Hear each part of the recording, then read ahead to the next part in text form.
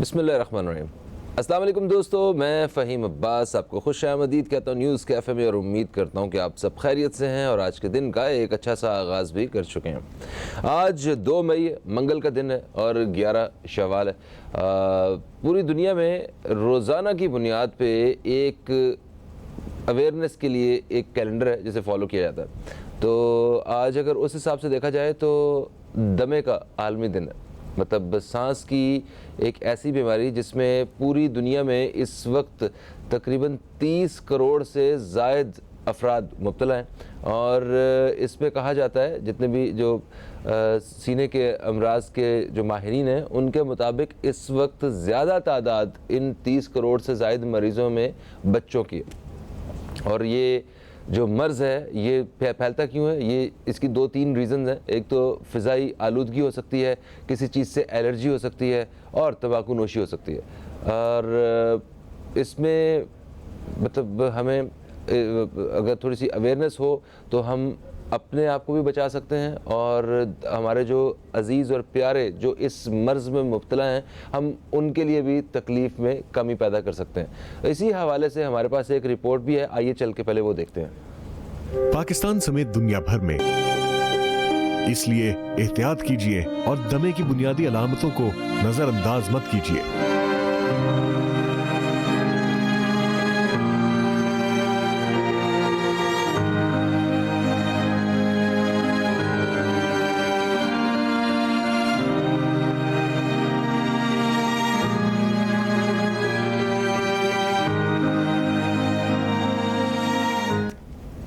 जी दोस्तों, रिपोर्ट आपने देखी और ये एक बड़ा एक सीरियस टॉपिक है।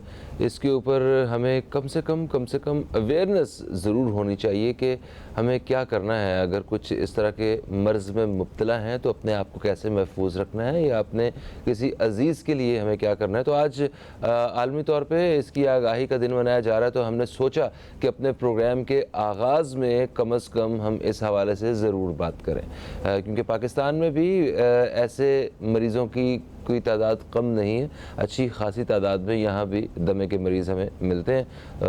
उन सारे मरीज़ों के लिए बहुत सारी दुआएं भी हैं कि वो जल्द से जल्द सेहतयाब हो जाएं। और आते हैं अब अपने असल मौजू की तरफ। हमारा मौजू क्या है आज का? एक ऐसा तकलीफ़ दे मौजू हमने आज चुना है कि हमारा दिल नहीं करता सुबह सुबह ऐसी बात की जाए जिससे हमारी जो तबीयत है वो ख़राब होना शुरू हो जाए, मगर क्या करें, महंगाई इतना बड़ा मसला है कि इस पे बात करना बनती है। हम नहीं करेंगे तो फिर कौन बात करेगा इसके बारे में। 2023 में जितनी महंगाई हुई है, अगर इसकी शरह देखी जाए तो पिछले 50 सालों में कभी इतनी महंगाई नहीं हुई है।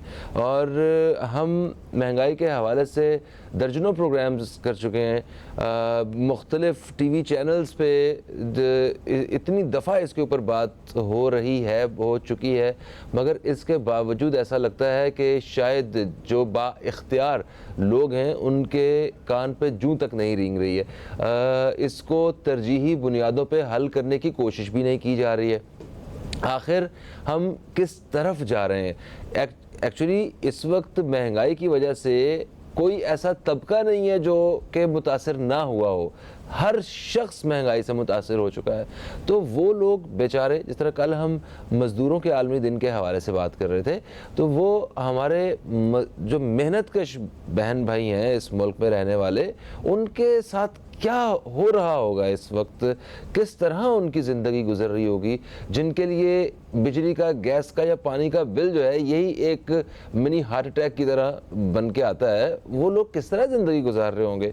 उनका कोई बुज़ुर्ग घर में बीमार हो जाता होगा तो उनके लिए डॉक्टर की 200, 300, 500 रुपये जो फ़ीस है वो कितना बड़ा एक पहाड़ बन के सामने आ जाती होगी। उनके बच्चों की तालीम, छोटे छोटे बच्चे जिनका पढ़ने को दिल करता होगा और वो बच्चों को नहीं पढ़ा पा रहे होंगे।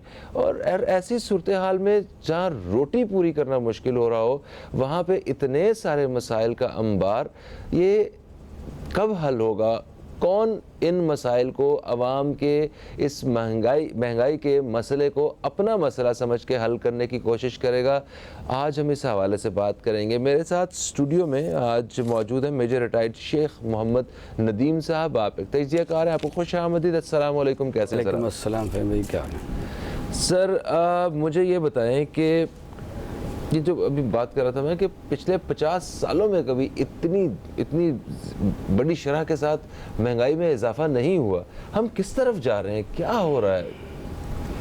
देखिए फ़हीम भाई, ये इस वक्त महंगाई वैसे पूरी दुनिया का मसला है, सिर्फ पाकिस्तान का ही मसला नहीं है। लेकिन इस महंगाई के दो डायमेंशंस हैं। एक डायमेंशन है कि लोकल प्रोडक्ट्स पे इन्फ्लेशन और इम्पोर्टेड प्रोडक्ट्स के ऊपर इन्फ्लेशन।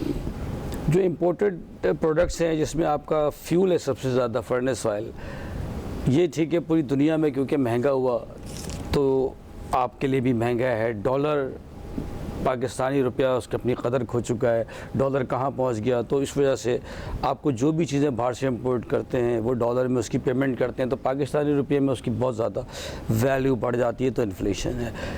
ये तो चले एक बात समझ में आती है कि पूरी दुनिया में महंगाई हो गई, लेकिन लोकल चीज़ें जो आपकी हैं, आप अगर देखें जिसमें ग़िज़ाई अजनास हैं, जो हमारी क्रॉप्स हैं, हमारा मुल्क एक ज़रई मुल्क है, ठीक है। गंदम हमारी सबसे बड़ी प्रोडक्ट है, आप देखें। उसके बावजूद ये तमाम चीज़ों का महंगा होना अगर आप देखें तो इसमें चंद अवामिल कार फरमा हैं, जिसमें सबसे बड़ा जो अवामिल है वो मिस मैनेजमेंट, बल्कि उसके लिए एक वर्ड यूज़ होता है बैड गवर्नेंस, और उसके साथ साथ कुछ लोग इसको जोड़ते हैं पॉलिटिकल अनस्टेबिलिटी से। जो लोग ये म्यूज़िकल चेयर खेल रहे हैं और उनकी कोशिश होती है कि जी ये, तो वो इसको इससे भी जोड़ते हैं कि ये पॉलिटिकल अनस्टेबिलिटी भी जो है इसका एक रीज़न है।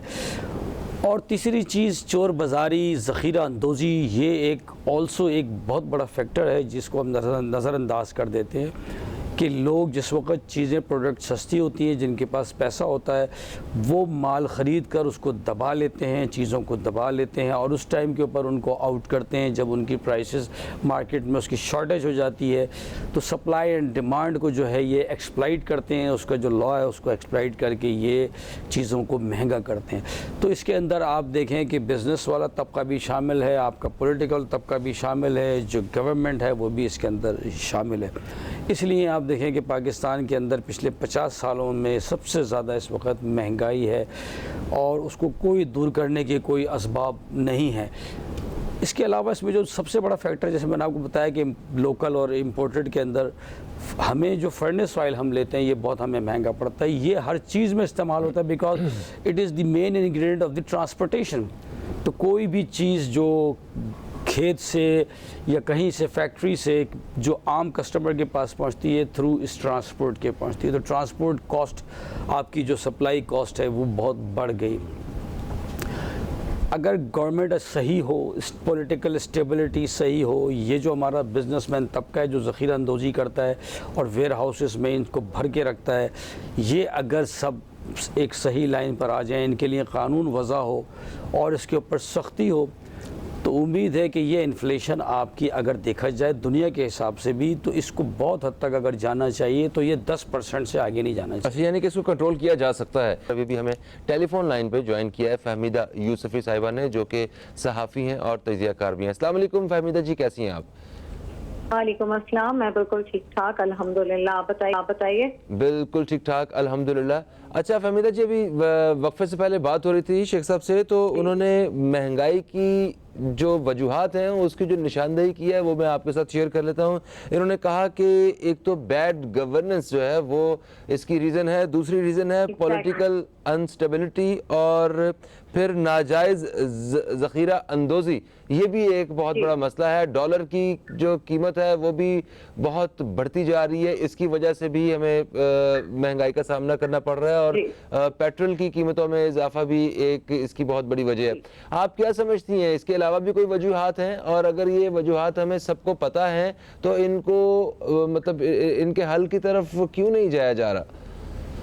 अच्छा देखिए, ये जो महंगाई बढ़ रही है उसकी जो सबसे बड़ा रीजन है वो हमारे अंदरूनी और जो बैरूनी कर्जा जात हैं उनमें जो हमारा रोज के हिसाब से इजाफा है वो एक तो सबसे बड़ी वजह है। दूसरी बात ये है कि हमारा जो IMF के साथ जो हमारा प्रोग्राम है वो अभी तक अपने उसमें नहीं पहुंचा है फाइनल स्टेज पर, एक वो बड़ी वजह है। तीसरी बात, जैसे कि आपके गेस्ट ने भी बताया है और ये बात हम सबको ही पता है कि पाकिस्तान की जो इस वक्त पॉलिटिकल सिचुएशन है जिसकी वजह से बहुत ही स्टेबलाइजेशन है, वो भी एक बड़ी वजह है। और एक और चौथी बड़ी वजह है, एक इंटरनेशनल जो वजह है वो ये है कि यूक्रेन में जो यूएस की प्रॉक्सी वॉर है और चाइना के साथ जो प्रॉक्सी वॉर है उसकी वजह से भी जो जाहिर है कि बदकिस्मती हमारी ये है कि हम ज्यादातर चीजें जो हैं वो इंपोर्ट करते हैं, और जो चीजें हम इंपोर्ट करते हैं इस वक्त उनकी आलमी मंडी में जो प्राइसेस हैं वो बढ़ी हुई हैं, तो लाजमी सी बात है जब हम उनको वो लेने जाते हैं तो वो हमारी कुव्वत खरीद से इस वक्त बाहर है, तो महंगाई जो है वो बढ़ेगी। जो चीज जो है हम 10 रुपए की खरीदते थे अब वही चीज जो है हम वो 70-80 रुपए की खरीद रहे हैं। तो ये बहुत सारे फैक्टर्स हैं, और जाहिर है डॉलर प्राइस भी फिर उसी हिसाब से बढ़ेगी। जितना आपकी करेंसी डिवैल्यू होती जाती है उतना ही आपकी जो डॉलर है उसकी प्राइस जो है वो बढ़ती जाती है। तो ये प्रॉब्लम है कि हम कहीं पे भी हमारे पास किसी किस्म का कोई पॉलिटिकली कोई डायरेक्शन नहीं दिख रहा है। कोई इस सूरत हाल में जो पिछले 12 महीने से पाकिस्तान में है, 12, 13, 14 महीने से अब हम देख रहे हैं, तो वो जो है जो सिचुएशन है हमारी, तो उसमें आप खुद बताएं कौन जो है फॉरेन इन्वेस्टर यहाँ पाकिस्तान आना चाहेंगे और यहाँ पे कुछ इन्वेस्ट करना चाहेंगे। तो बहुत सारे मसाइल हैं। अच्छा देखें फहमीदा जी, कुछ चीज़ें तो ऐसी हैं जो हमारे हाथ में नहीं हैं, ठीक है, जिन पे हम काम नहीं कर सकते। जैसे कि अगर आलमी सतह पे पेट्रोल की कीमत बढ़ रही है तो उसको आप कंट्रोल नहीं कर सकते, मगर जो पॉलिटिकल अनस्टेबिलिटी है उसको तो हम मतलब पॉलिटिकल स्टेबिलिटी में तब्दील कर सकते हैं। जो बैड गवर्नेंस है उसको हम गुड गवर्नेंस में तब्दील कर सकते हैं। ये तो वो सारा, अच्छा जो नाजायज़ मुनाफाखोरी है और जो नाजायज़ ज़ख़ीरा अंदोज़ी है इस पे तो काबू पाया जा सकता है। ये तो हमारे अपने इख्तियार की चीज़ें हैं। इस बारे में क्या कहेंगी?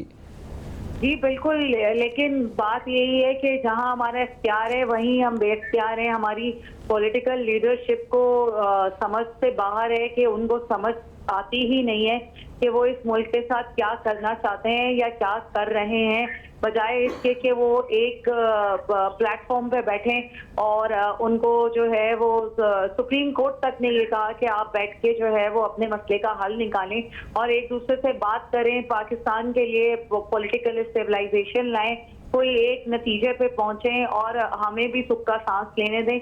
लेकिन इन लोगों को कुछ समझ से बाहर है। दूसरी तरफ जो है ऑब्वियसली आप हर जगह देख लें, आप कराची से लेकर आप पेशावर तक, गिलगित बल्तिस्तान तक चले जाएं, आपको कहीं पर भी जो है वो गवर्नेंस नजर नहीं आ रही है। जिसका जो दिल चाह रहा है वो कर रहा है, जो जिसकी लाठी उसकी भैंस, वही वाले मामला जो है वो चल रहे हैं। और साथ साथ जो आपकी माफियाज हैं जिनको पूरा सपोर्ट हासिल है हमारी जो ये पॉलिटिकल लीडरशिप है उसकी तरफ से, तो वो जाहिर है आपको देखेंगे कल जो है वो दवाओं की कीमतों में भी इजाफा हो गया है। इस वक्त पाकिस्तान की सिचुएशन देखें, यहाँ पे लोगों के पास खाने के लिए पहले जो है वो 2 वक्त का मुश्किल होता था, अब 1 वक्त का भी मुश्किल हो गया है। और फाकों पे लोगों की यहाँ नौबतें आ गई हैं, सफेद पोश तबका तो बिल्कुल खत्म होता जा रहा है पाकिस्तान में। और उस पर जो है वो अद्वियात की कीमत जो है वो बढ़ा दी गई है, शुगर की, ब्लड प्रेशर की, उसमें ये जान बचाने वाली जो अद्वियात हैं, ये तो हालात हैं। तो क्या इसको तो कंट्रोल किया जा सकता था, इस पे तो कोई बात की जा सकती थी। बेतहाशा सब्सिडीज दी हुई हैं जिनको कंट्रोल करने के लिए आपसे IMF ने भी आपसे यही कहा कि ये आपने पावर सेक्टर में और इस तरह से मुख्तलिफ सेक्टर्स को जो सब्सिडीज दी हुई हैं उसका नुकसान जो है वो हम आवाम को अब भुगतना पड़ेगा। जब हम IMF का प्लान फाइनल होगा तो ये मजीद महंगाई जो की एक लहर मजीद आएगी। महंगाई IMF के प्लान के साथ साथ अभी बजट पेश करने के लिए भी हुकूमत जो है पर तोल रही है, वहाँ से भी कोई अच्छी खबर की उम्मीद नहीं है। खैर इस पर बजट पे हम बात करेंगे एक वक्फे के बाद, मगर उससे पहले, वक्फे से पहले सर मुझे ये बताएं कि जैसे अभी फहमीदा साहिबा ने फरमाया कि हुकूमत जो है ये भी कोई खातिर खा करती हुई नज़र नहीं आ रही है महंगाई के लिए, और ये हकीकत भी है। जो लोग इस वक्त इक़्तिदार में हैं, ये इक़्तिदार में आने से पहले मतलब पूरे पाकिस्तान का विज़िट कर रहे थे, अवाम की सपोर्ट हासिल थी इन लोगों को कि जनाब इस हुकूमत को तब्दील करें, महंगाई का में इजाफा हो गया, महंगाई महंगाई महंगाई, और आने के बाद इन्होंने वो सब कुछ भूल गए जो कह के आए थे और उससे भी कई गुना ज़्यादा महंगाई हो चुकी है। इस बारे में क्या आप बयान करेंगे? देखिए, ये एक दूसरे की लेग पुलिंग में लगे हुए हैं, ब्लेम गेम में लगे हुए हैं कि ये महंगाई फ़लाँ की पॉलिसी की वजह से हुई। और इस वक्त आपको पाकिस्तान के हराइज़न के ऊपर कोई भी पार्टी या बंदा नज़र नहीं आता जो इस चैलेंज को कबूल करके, इस चैलेंज को जिसने टारगेट किया हो कि वो किसी तरह से ये महंगाई के अंदर या इन्फ्लेशन को रिड्यूस करे। आप देखें कि इस डॉलर जो पाकिस्तानी रुपये डी वैल्यू हो रहा है, उसकी वजह ये सबसे बड़ी ये है कि ये आपका डॉलर फ़्लाइट है जो कि पाकिस्तान से बाहर जा रहा है, स्मगल हो रहा है। आप इसको कोई नहीं रोक पा रहे, हालांकि इसको रोकना गवर्नमेंट के लिए कोई मुश्किल नहीं है, ठीक है, लेकिन उसके बावजूद डॉलर फ्लाइट कर रहा है।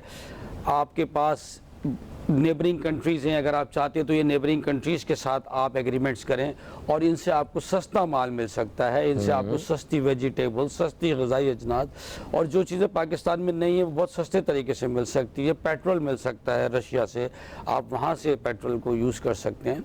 अपने पाकिस्तान के अंदर आप ज़राए बढ़ा सकते हैं पेट्रोल सर्च के लिए, उस रीजन के अंदर मौजूद है। फिर बलूचिस्तान में इतना मिनरल्स है, लेकिन हम इस वक्त कोई भी चीज़ जो अपनी लोकल है उसको एक्सप्लोर करने के बजाय आपस में एक ब्लेम गेम के ऊपर लगे हुए हैं। और इसी वजह से ये मुल्क जो है ये इनको किसी को एहसास नहीं है कि आवाम के साथ क्या हो रहा है, इन्फ्लेशन कहाँ पहुँच गई है। पूरी दुनिया में इन्फ्लेशन अभी 10 के हिस्से को क्रॉस कर रही है, तो वहाँ आग लग गई है, लोग परेशान हैं। यहाँ 40% से ऊपर जा चुकी है, लेकिन किसी को कोई परवाह नहीं है।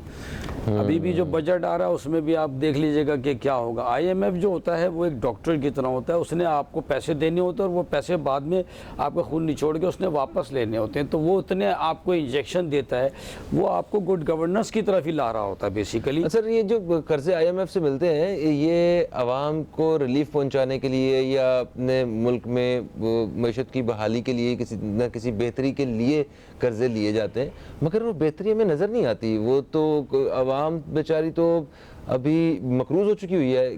कितना कर्जा एक आम शहरी के ऊपर आ चुका हुआ है। और हुकूमत की पूरी कोशिश ये है, किसी भी हुकूमत की, कि जैसे वो इक़्तिदार में आई या तो कर्जा ले लें या कहीं से जाके भीख ले लें, और इससे आवाम के हालात तो बदलते नहीं हैं। हाँ, मगर सियासतदानों के हालात ज़रूर बदल जाते हैं इस तरह की किसी एक एक्टिविटी से।